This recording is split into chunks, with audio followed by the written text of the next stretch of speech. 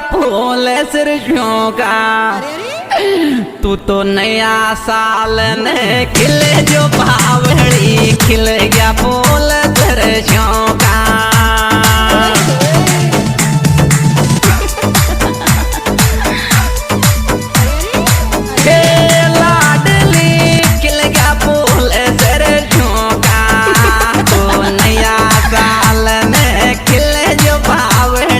खिल गया फूल सरसों का।